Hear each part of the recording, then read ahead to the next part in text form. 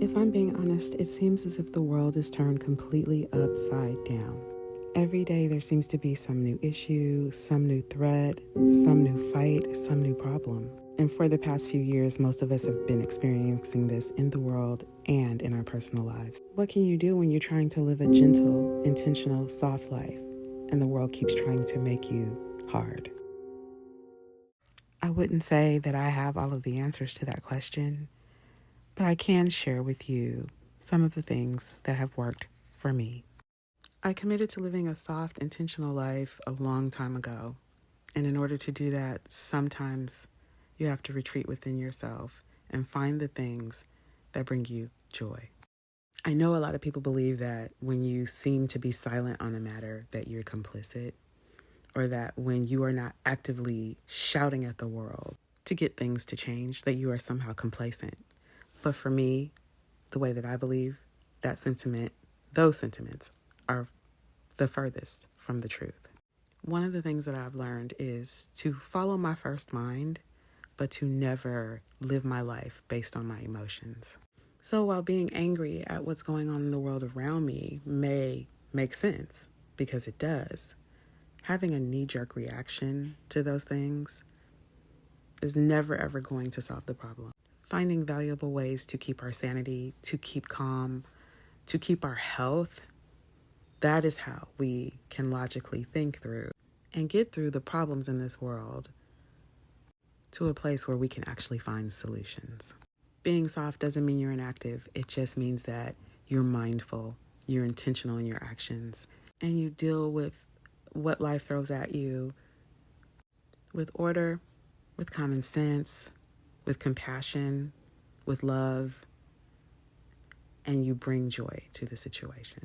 And for me, in order to do that, I have to find ways to make myself happy first so that then I can radiate joy.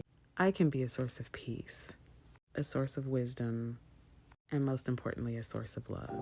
Here are a few ways that I do that. As you can see, I'm making a floral arrangement. One of the things that I love to surround myself with is flowers. I also like to give people flowers. I like to give gifts. I like to do things for people that will make them happy, especially when I'm sad, when I'm not feeling my best, when I feel like life is just turned upside down.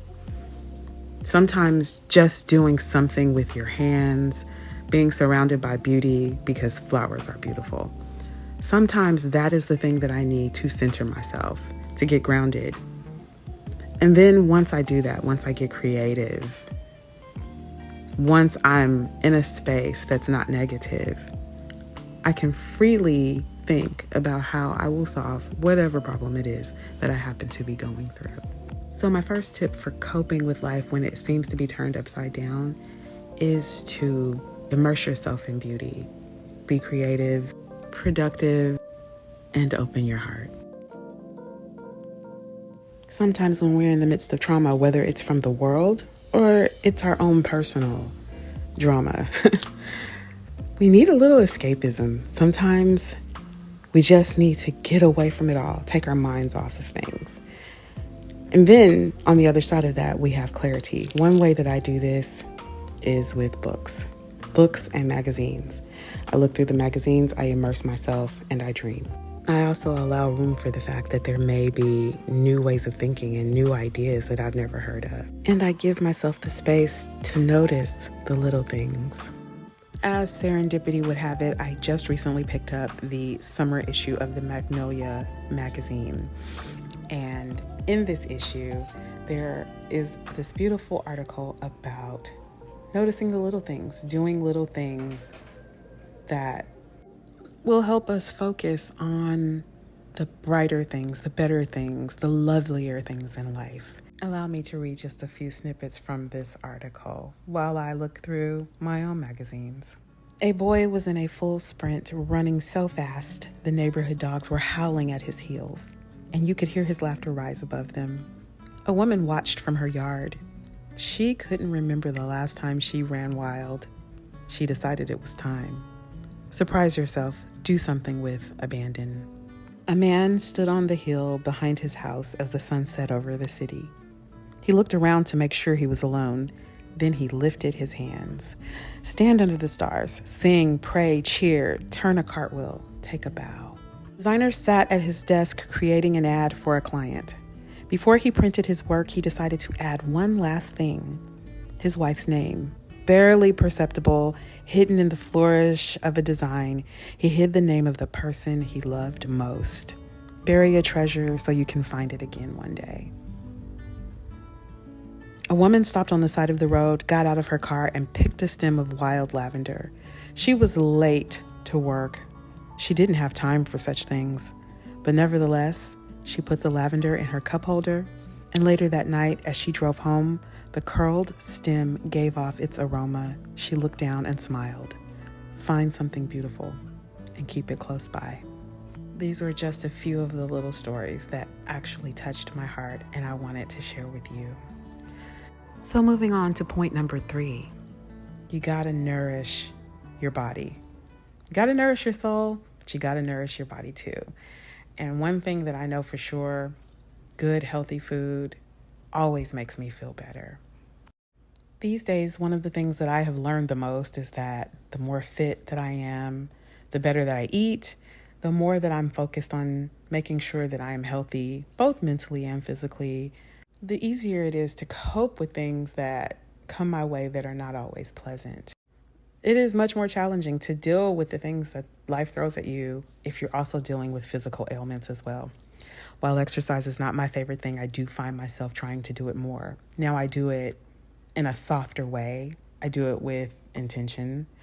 And I don't do anything that feels as though I'm being overly aggressive or hard on myself. But I'll get into that in another video. The key is to mindfully move your body, mindfully eat good food, mindfully consume food that is healthy, but also food that you love too. To mindfully consume healthy greens, healthy proteins, healthy fats, all of the things that will keep you strong, that will keep you fit, and that will keep you mentally clear.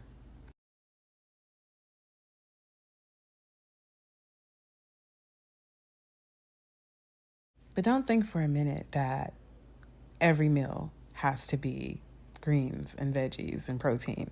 Sometimes we need those special treats too. It's great to eat the healthier foods. We should be doing that as often as possible, but we shouldn't deprive ourselves of things that we love and enjoy if our systems can handle it. Special treats are definitely important too.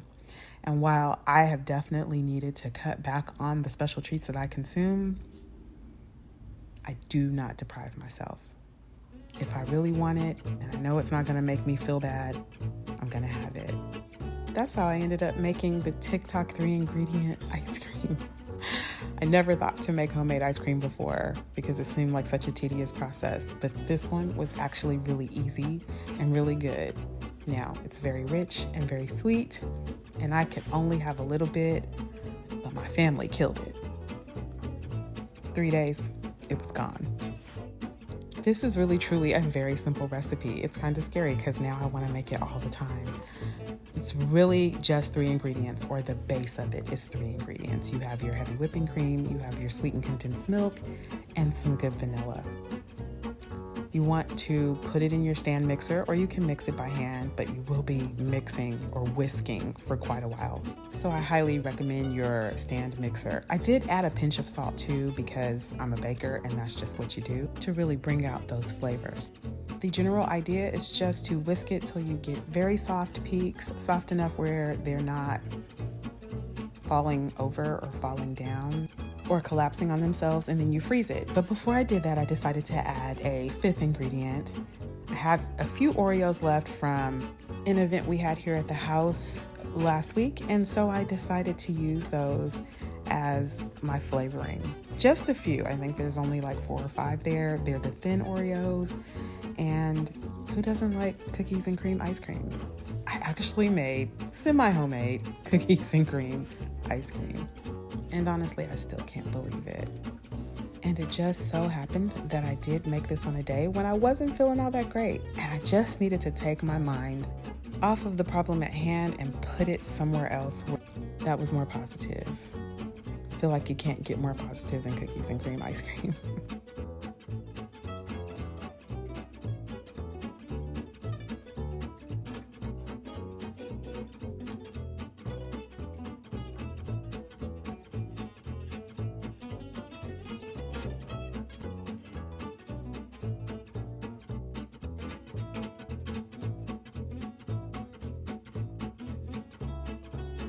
But back to my original point, make sure you're taking care of yourself, nourish yourself, but have some sweet treats too. And in the process, you may also discover a new hobby, a new skill, or just a new way of doing things. A popular saying that has been going around social media that is usually directed towards people who seem to spend all of their time on social media is to get out and touch grass. Now, I don't think you have to touch grass specifically or literally, but getting outside, especially in the warmer months, getting that sun on your skin, that is so good for mental health. That is so good for getting clarity. It's just good all the way around. Get out and about, people watch, which is my favorite thing to do.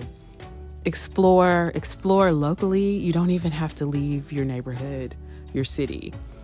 Just get out and see the world. Spend some time outside.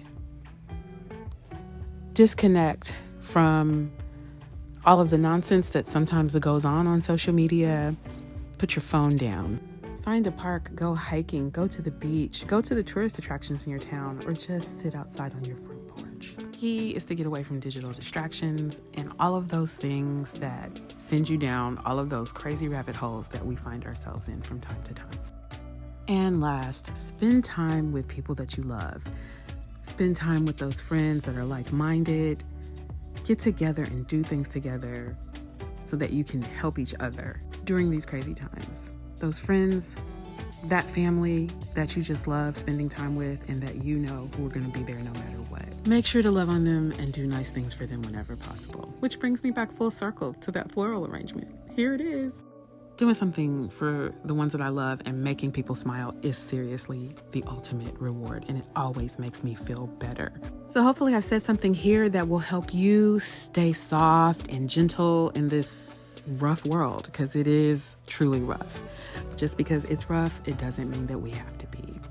Take care and see you in the next video.